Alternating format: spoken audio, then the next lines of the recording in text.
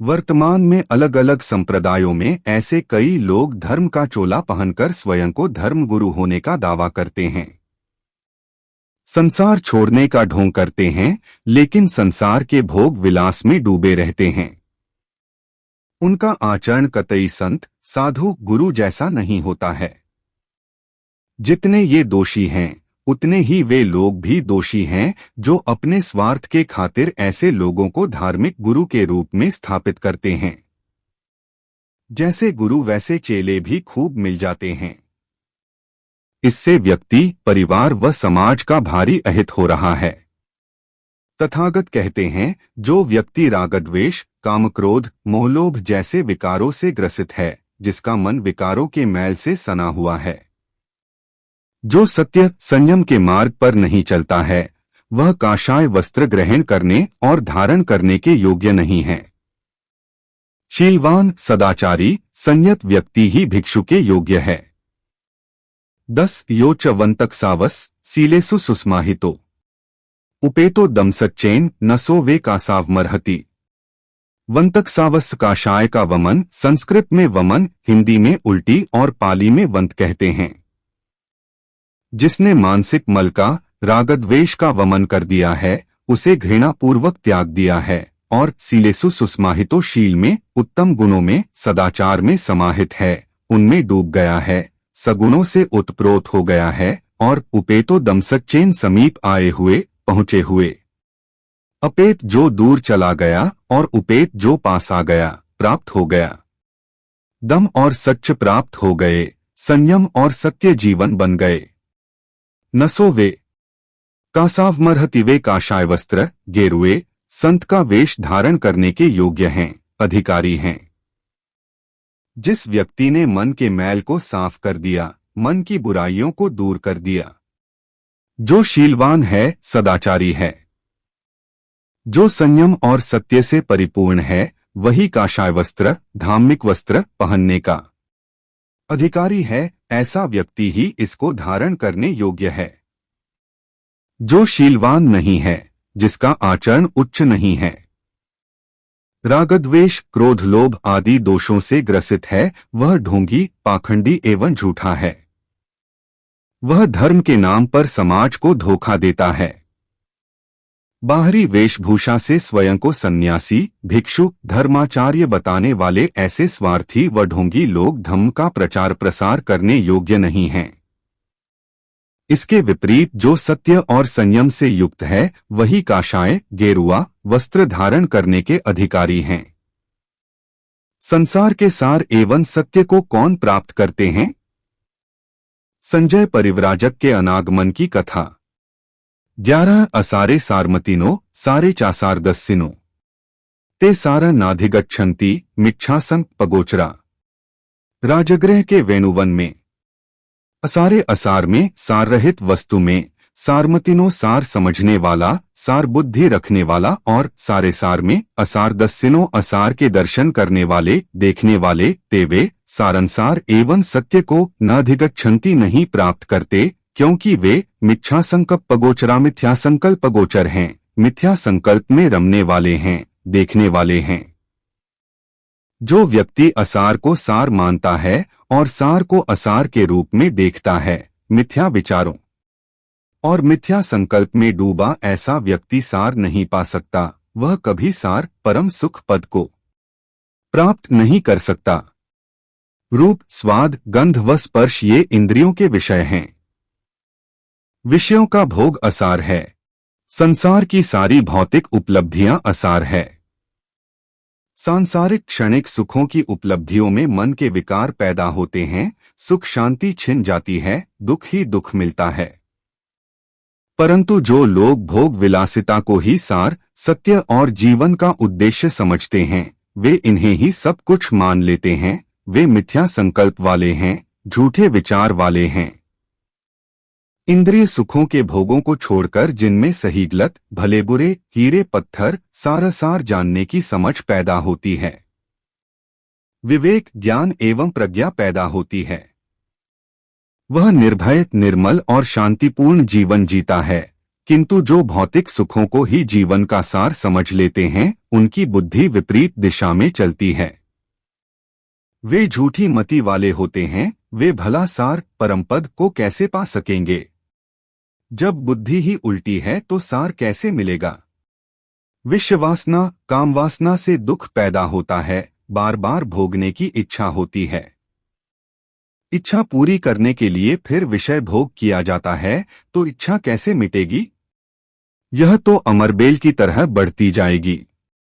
आत्म मन के विकारों के त्याग में सार है, सुख है, यही जीवन का सार एवं सत्य है। जब तक व्यक्ति को धन, पद, प्रतिष्ठा, रूप, सत्ता नहीं मिलते हैं, तब तक वह इन्हें पाने के लिए रात दिन भाग दौड़ करता है, गलत ढंग अपनाता है, क्योंकि वह यह मान लेता है कि इन वस्तुओं में ही सार है। जिनको पाने के लिए व्यक्ति मेहनत करता है, होड़ लगाता है, समय गंवाता है, और जब वह मिल जाते हैं तब पता चलता है कि यह सब तो असार है, सुख का नाश कर दुख पैदा करने वाले हैं, शांति के बजाय अशांति लाते हैं।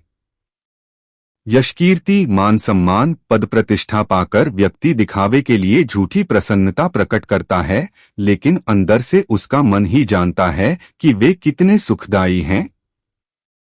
असार को सार समझने की बार बार गलती करने वाले को सार प्राप्त नहीं होता है।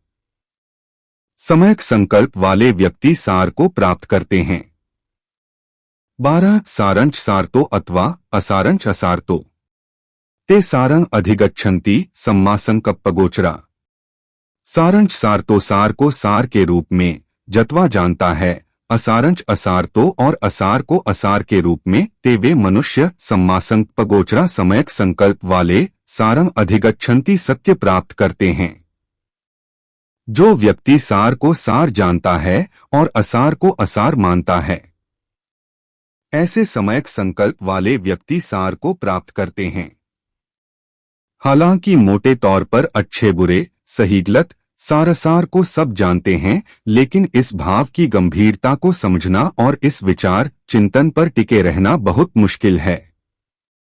जिसे भले बुरे की समझ हो जाए, इसका ज्ञान हो जाए और उसको व्यवहारिक जीवन में अपने आचरण में उतार लें, जो जीवन जीने की यह कला सीख लें, वह सुख पाता है, मुक्त हो जाता है। सार क्या है? दरअसल इसे जान लेना ही इसे आधे पा लेने के बराबर है। जो बाहरी सुखों की प्राप्ति के लिए बाहर भटकने के बजाय स्वयं के भीतर झांकता है, स्वयं को खोजता है, जानता है, जो जागृत होकर मन के विकारों को दूर करता है, संसार को पाने की बजाय स्वयं को पा लेता है। सम्यक संकल्प वाले ऐसे लोग सार को पाते हैं। असंयत एवं ध्यान से रहित चित्त में राग प्रवेश करता है। नंद स्थविर की कथा। श्रावस्ती के जेतवन में यथा अगारण दुच्छन्नम वुट्ठी समतिविजति एवं अभावितं चित्तं रागो समतिविजति। यथागारण जैसे घर, मकान, गृह, दुच्छा ठीक से न छाने पर, मजबूत न बनाने पर, वुट्ठिवृष्टि वर्षा, वर्षा का जल समतिविजति सीमा भेद देता है, छाजन तोड़कर बह निकलता है, एवं वैसे अभाविता भावना विहीन, ध्यानाभ्यास विहीन चित्तन चित्त में रागो राग, विषयासक्ति समति विजति सीमा तोड़कर प्रवेश कर जाती है। समति सीमा विजति बींधता है, छेद करता है, प्रवेश पा लेता है। जिस प्रकार अच्छी तरह से न छाए हुए छप्पर में घर की छत कमजोर और दोषपूर्ण होने से बारिश का पानी घुस जाता है और टपकता है, उसी तरह जो व्यक्ति संयमी नहीं है, ध्यान भावना के अभ्यास से रहित, ऐसे कमजोर चित्त में राग घुस जाता है। राग का अर्थ है तीव्र इच्छा, गहरी चाहत, गहरी आसक्ति, गहरा चिपका। ऐसी गहरी आसक्ति की कोई कहे कि फला व्यक्ति, वस्तु, स्वाद, रूप, संवेदना के बिना उसका जीना मुश्किल है, जो व्यक्ति को सुख की अनुभूति कराता है। उसके साथ रहना, बात करना, उसे अनुभव करना बहुत अच्छा लगता है और किसी भी कीमत पर उस व्यक्ति, वस्तु या संवेदना को खोना नहीं चाहता। जिसके दूर जाने या वह वस्तु नहीं मिलने के विचार से ही रूह कांपने लग जाए, तो ऐसी गहरी आसक्ति को राग कहते हैं। संयमी व ध्यानी चित्त में बुराइयां प्रवेश नहीं करती। 14 यथा अगारण सुच्छन्नम वुट्ठी न समतिविंजति एवं सुभावितं चित्तं रागो न समतिविजति। यथागारण जैसे आगार घर सुच्छन्नम ठीक से छाए जाने पर वुट्ठी न समतिविजति वृष्टि वर्षा सीमा तोड़कर नहीं बेधती है। एवं वैसे सुभावितं चित्तं ध्यानाभ्यासी प्रशिक्षित चित्त में रागो न समतिविजति मोह नहीं सीमा तोड़कर बेधता है। जिस प्रकार अच्छी तरह से छाए हुए छप्पर में या घर की छत ठीक हो तो उसमें वर्षा का पानी प्रवेश नहीं कर सकता, उसी प्रकार ध्यान भावना से उत्प्रोत चित्त में राग आदि दोष प्रवेश नहीं कर पाएंगे। जस्ट एस तथागत कहते हैं, घर के छप्पर पर अच्छी तरह से इंतजाम नहीं किया गया हो। आधुनिक युग की बात करें तो सीमेंट लोहे रोड़ी से पक्के मकान की छत अच्छी तरह मजबूत या वाटर प्रूफ नहीं करवाई गई हो तो वर्षा का पानी कहीं न कहीं से छेद या तरार में से अंदर घुस ही जाता है। किंतु ध्यान साधना से छाए हुए चित्त में सुरक्षित मन में राग जैसा विकार प्रवेश नहीं करता। राग घुसता है, इसका अर्थ यह है कि चित्त का छप्पर ठीक नहीं बनाया, ध्यान की छत छेद वाली होती है, तरार वाली है या वाटर प्रूफ साधनों से मजबूत नहीं की गई है। इसलिए चित्त में विकारों के प्रवेश को रोकने के लिए ध्यान अभ्यास पर जोर देते हैं। वर्षा के पानी को गलत मत कहो, ध्यान साधना पर जोर दो, राग तो अपने आप ही मिट जाएगा। इसलिए घर की छत को ठीक कर लो। अंधेरे को कोसने से कोई लाभ नहीं, अपने मार्ग के लिए दिया जला दो। यही सुख शांति का मार्ग है, यही सनातन सत्य है, यही धम्म है। मनुष्य चारों ओर से भौतिक चकाचौंध विलासिता विश्व बाजार से घिरा हुआ है। मन में विषय वासनाएं भरी हुई हैं, हर पल नई इच्छाएं पैदा होती हैं, एक पूरी हो तो दूसरी तैयार हो जाती है। वर्ण कुसंगति से भरा हुआ है। ऐसे में मन में राग न आएगा तो क्या आएगा। लेकिन राग को रोकने का तथागत ने सुदृढ़ मार्ग ध्यान अभ्यास बताया है। यदि व्यक्ति ध्यान अभ्यास करेगा, एकांत में चिंतन मनन करेगा, अध्ययन और विचार करेगा, शरीर और संसार की अनित्यता की अनुभूति करेगा, मन को वश में करने का अभ्यास करेगा, विकारों को दूर कर मन को निर्मल करेगा, सदाचार का जीवन जिएगा तो मन में विषय विकार नहीं घुस पाएंगे। पाप बुरे कर्म करने वाला दुखी रहता है। चुंद शौक्रिक की कथा। राजगृह के वेणुवन में 15 इध सोचती पेच्च सोचती पापकारी उभयत सोचती सो सोचती सो विहंजती दिस्वा कम्मकिलिठ मत्तनो। इध यहाँ इस लोक में इस जीवन में सोचती शोक करता दुखी रहता है। पेच्च मरने के बाद यहाँ से परलोक में जाकर अगले शरीर में जाकर शोक करता है।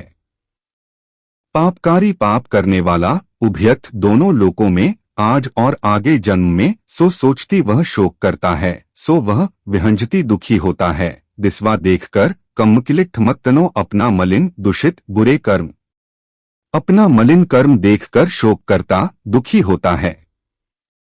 पाप बुरे गलत कर्म करने वाला व्यक्ति यहाँ और वहाँ अर्थात इस लोक में और मरने के बाद परलोक में भी शोक करता है। दोनों जगह शोक करता है, पश्चाताप करता है। वह अपने मैले कर्मों को देखकर शोक करता है और दुखी होता है। व्यक्ति के मन में राग द्वेष क्रोध घृणा मोह लोभ उत्पन्न होने पर वह मन वाणी और शरीर से अकुशल पाप कर्म करता है तो उसका परिणाम तुरंत और बाद में भी जरूर मिलता है। वर्तमान में भी दुखी होता है और भविष्य में भी दुखी होता है, फिर पछतावा करता है। और जब इन विकारों को दूर कर मन को शुद्ध कर लेता है तो सुख शांति का जीवन जीता है। बुरे पाप कर्मों का फल उसी प्रकार पीछा करता है जैसे बैलगाड़ी के बैल के पैरों के पीछे पीछे चाक पहिया चलता है। और कुशल अच्छे कर्मों का सुखद फल वैसे ही साथ रहता है जैसे कभी न छिपने वाली छाया। अच्छे या बुरे कर्मों का फल आज नहीं तो कल देर सवेर जरूर मिलता है। आकाश में कोई काल्पनिक शक्ति या व्यक्ति नहीं है जो पाप कर्मों का दंड देगा, न कोई लेखा जोखा रखता है, बल्कि पाप करने वाला स्वयं ही बुरे कर्मों का फल भोगता है। उसकी जीवन शैली ही ऐसी होती है कि वह इनके परिणामों से बच नहीं पाता है। वह इस लोक में भी शोक दुख करता है और परलोक में भी पापी दोनों जगह शोक करता है। वह वर्तमान में कर्मों के बुरे परिणामों को पाकर रोता है, पछताता है, दुखी रहता है और भविष्य में भी यही हाल होता है। तथागत कहते हैं कि यह मत समझना कि इस शरीर के नष्ट हो जाने, मृत्यु हो जाने पर पाप के परिणाम समाप्त हो जाएंगे। मृत्यु के समय चित्त की चेतना के साथ ही कर्म फल आगे चलते हैं और जब तक निर्वाण नहीं प्राप्त होता तब तक उसका भवचक्र चलता ही रहता है। पुण्य अच्छे कर्म करने वाला प्रसन्न रहता है। किसी श्रावस्ती के जेतवन में धार्मिक उपासक की कथा। 16 इध मोत्ती पेच्च मोत्ती कत्पुंजो उभयथ मोत्ती सो मोत्ती सो पमोत्ती दिस्वा कम विशुद्धि मत्तनो।